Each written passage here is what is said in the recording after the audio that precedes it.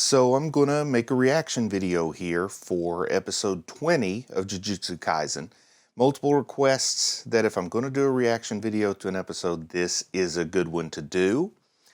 Episode 19, we just wrapped up, well, we didn't wrap up anything, but we saw that Yuji and Aoi are working together to fight against the tree curse, and it ended on a little bit of a cliffhanger as Aoi Todo was about to unveil his curse technique. So, there's usually not an intro. It's a pretty cold opening, so let's just get into it and see what happens. Maybe we'll start right off with Itadori's technique. Who knows? Nonstandard is the name of the episode. Oh, so we're not opening straight up with it. We're going back to the past here. Whose past is this? Oh, this looks like Aoi, a kid Aoi. Like he's like an elementary school kid who has just pounded what looks like a high school kid. This is great. We're going to get some insight into Todo here. I'm really happy about that. Big Todo fan here. Not at first, but I'm coming around to him pretty darn strong. And I love the little guy beating up the big guy. Watching the sub here, and I like how occasionally English is thrown in, and it looks like this lady is a Jujutsu sorcerer who maybe discovered his talent, and that's why he's so fixated on what kind of woman do people like. And she does have a bit of a Jennifer Lawrence look to her. Okay, so that was the cold opening where we get to see a young Todo and get some insight into him. And now I think I have a better idea about why he is obsessed with like what someone's type of girl or type of woman is, because I think this lady probably positively impacted his life and imprinted on him, and maybe in his eyes she looks kind of like Jennifer Lawrence, and that's why Itadori had the right answer for him to be best buds immediately. This is such a fun show. Like, I have to shift gears, watching Attack on Titan, and then I shift over to Jujutsu Kaisen. Then I'll find something else to kind of pacify my mind from time to time. It's just a nice way to do it. I can't do too much of one thing for too long, or it sort of bogs down or burns out. Always trying to pick up on new stuff on the opening every episode. And I gotta be honest, I miss more than I pick up on for the most part. It's like on the second watch when I realized the significance of some of the stuff. Like, we see the guitar here from Gakuganji. I had no idea. I thought that was just like Flare because it matched the rock song. All right, we're back in to episode 20, Non-Standard. See that dome-shaped veil over the playing field for the Sister School event. Here we go. Let's see what he's got. Oh, and he's got no time to explain it, so I'm just going to have to figure it out on the fly. I love it. Words of confidence. All I'm asking you to do is believe in me and don't stop. Oh, this is looking good. He's analyzing his opponent here, pointing out kind of the strengths and weaknesses and how his attacks work. I like this. He's doing some super fast analysis here before he attacks. It's actually helping me understand what I'm seeing too, because I'm seeing the action in the fights, but his explanation here kind of clarifies for me a little bit. Pretty cool here, just how sort of analytical Todo seems breaking down the fight, because he seems kind of like a silly, goofy, little bit crazy guy. But he also has this, whoa, he says his IQ's 530,000 mental CPU. Yeah, that's a little craziness there. But I do like that we're seeing a bit of an analytical mind mixed in with that craziness from Todo. Oh no! He got tripped right from the get-go. Like, here, watch, I'm going to do something awesome, then stumble and fall. I like it. This did catch me off guard here. I wasn't expecting that. Oh no! And he left Yuji out there all alone. Is he going to get splatted? Oh, what? Oh, it's that clapped his hands and switched places. It was his plan all along. He showed us how he could do that with Yuji a couple episodes ago, and I'd already kind of forgotten that. That was nice. Got a good laugh and a nice action stroke there at the same time. So his technique is just what we already saw. Oh, he calls it Boogie Woogie. I do like the name. But he can basically trade places with anybody at any time. That's a handy technique, but I thought maybe he was going to unleash something flashier, but it doesn't need to be flashy if it's effective. Oh, now he's just showing off. He's just like flexing on the tree curse by switching back and forth somewhat randomly with Yuji. But it is allowing him to pound on him pretty darn good. And I guess it makes sense. He doesn't know which attack to prepare for. So he's getting just pounded. Even pointing out here that the curse can't anticipate because they're built so differently and they hit, I guess, in such a different way that switching back and forth makes it really hard for the tree spirit, who I'll try to avoid assigning gender to, is just unable to be braced. So pretty good little scene here of them just pounding at will on the tree curse using Awie's Boogie Woogie technique. If I ever have a technique of any kind, I too am going to call it Boogie Woogie. That'll annoy my kids for sure. Now we hear Nanami talking. Oh, Nanami holds the record for consecutive black flash uses. Wow. This is nice. I like Nanami. Glad to see him showing up, even if it's just in a voiceover. You got to get into the black flash zone. I'm in the Boogie Woogie zone. Okay, so Nanami's record is 4 times landing a black flash in a row. So I think that is a little bit of foreshadowing. That's like Chekhov's black flash. We're going to see Yuji land 5 in a row and break the record. That's just kind of how shows work, right? He landed another black flash on Hanami. Oh, there's the 3rd black flash in a row. See, 2 more and he breaks the record. Oh, there's number 4 in a row. Oh, 3 in a row. I guess the one that he did before doesn't count. He's landed 3 in a row, so he only needs 2 more. Oh, he faked the Boogie Woogie. He faked it. Nice decoy, Toto. And here it comes. Is this number 4? Let's see. I got to see if Yuji can land this and tie Nanami's record. Started with Nanami, falls with Hanami. Oh, that's number 4. Now let's see number 5. Break that record. Tying the record's one thing. Breaking it's a totally different thing, Itadori. This is a fun episode. Good recommendation, folks. Now we're seeing a little bit of an offensive from the tree curse, but he's boiled down to be almost totally ineffective against this combo of Aoi and Yuji here. I mean, they are just pummeling him. And he's been the recipient of 4 consecutive black flashes. He can't have much left. Like, how much fuel could he or she possibly have left in the tank? How much fuel could they possibly have left in the tank?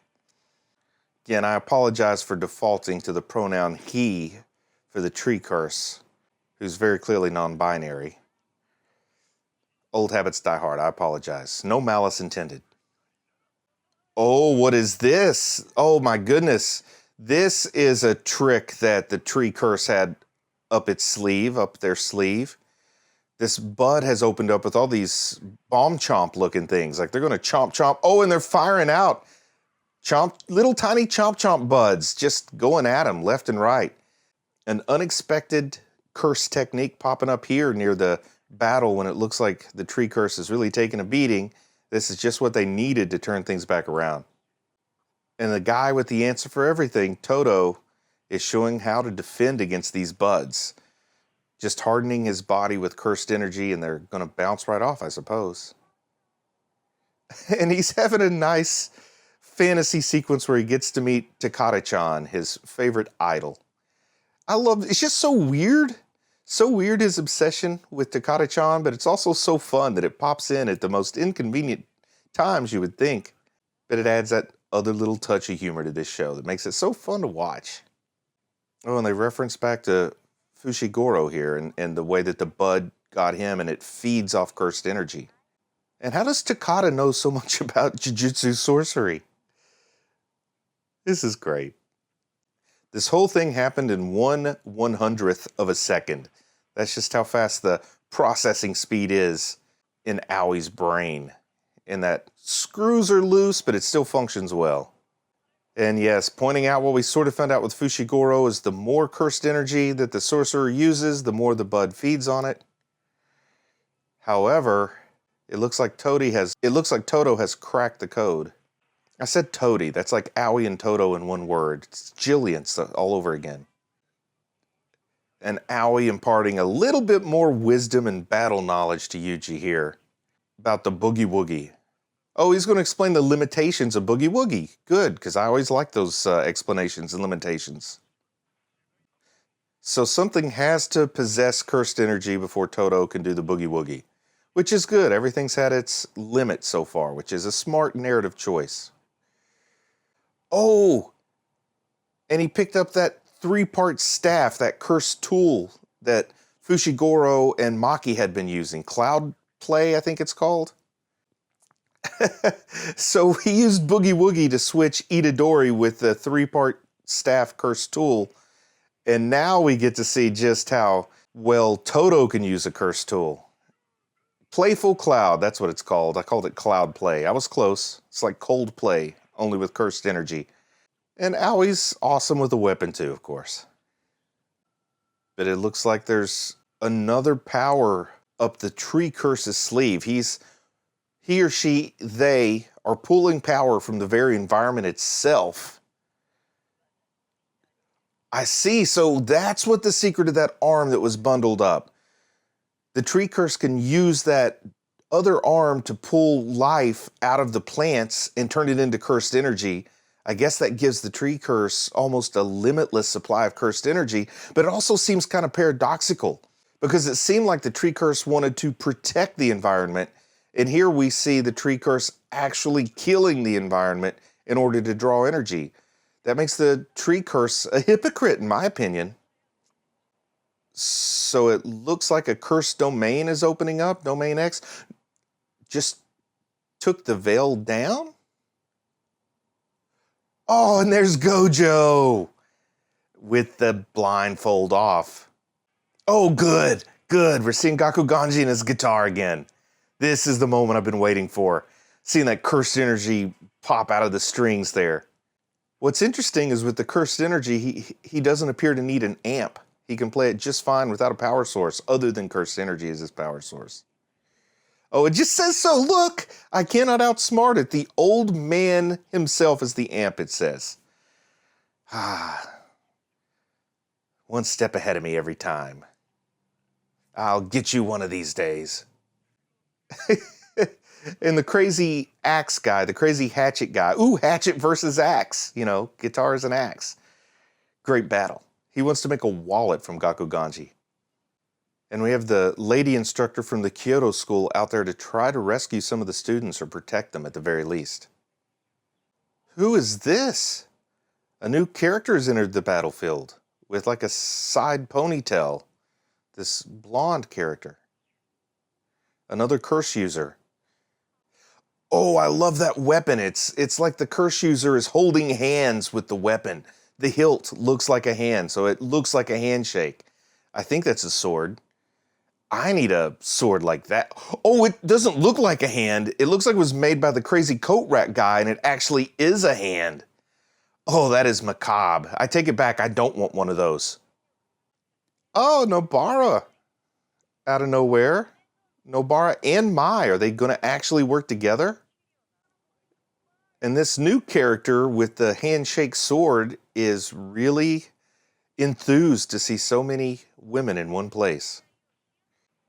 Does Mai have some more bullets for that revolver? He just kind of ran off, though. Oh boy, we're back with the hatchet versus the axe. This guy and his coat racks.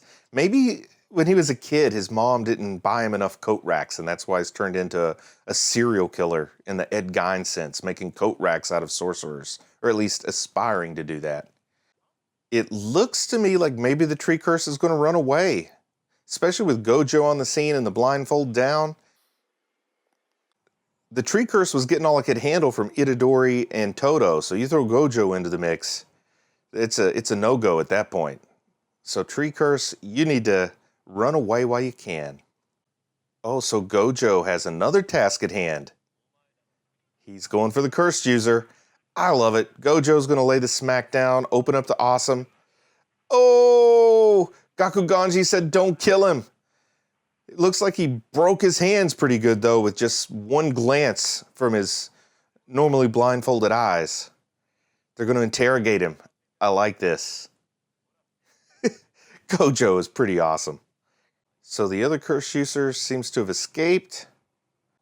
And it looks like Gojo is worried the tree curse is going to escape. So let's see what happens. Oh, he's going to get a little rough. Like he's been playing nice so far. He's using two more curse techniques at the same time, blue and red. Let's see how this plays out. Even the tree curse knows not to stick around and face Gojo. Are they going to be able to capture the tree curse? And Todo seems to be aware of something. I guess Todo can feel that Gojo's on the way, so the red and the blue are going to cross. Is it some kind of domain that Gojo's opening up here? Let's see this. Oh, it looked like two planets crashing into each other, and it made purple. That makes sense. Blue plus red is purple. So what is this? Oh, whoa. Oh, my. Oh, my. Oh, this is amazing. I don't know what it is, but I know it's going to be good. Purple everywhere. The most royal of colors. So that's the title. Gojo is as non-standard as ever. Wow. Oh my goodness. It like made a canyon. That's how big that attack was. Gojo's happy about it, so I guess it worked. Is that another of Sukuna's fingers? So that's the episode. It did not disappoint. Gojo's big purple power blast at the end. That was absolutely exciting, and getting to see a little Boogie Woogie action going on with Todo and Itadori. They managed to capture the insane coat rack guy. We got to see just a little bit of curse technique, electric guitar in battle axe form going on in the hatchet versus axe fight. Solid, pretty solid. And we got to see a gruesome sword with what looks like the hand of a corpse as the hilt. And somehow, I don't quite understand how, another of Sukuna's fingers looks like it has been found. And it's been a while since we've seen Yuji eat one of those dead corpse fingers, one of those cursed fingers, so maybe that's coming up again soon. Now I've just got to sit back and see what the Juju stroll is all about this episode. Dog or cat? So they're talking about whether you're a dog person or a cat person. I can chime in on this. I have a dog and he's a little jerk. So I think I've become a cat person because my dog bullies me a lot. Of course, Panda's a panda person. You shouldn't even have to ask. Oh, poor Panda. Nobody loves him. Or at least he thinks so. All right. Well, that was great. Sophie and I will be back with a review of 20, 21, and 22 soon. A nice full father-daughter review. Talk to you soon. Bye-bye.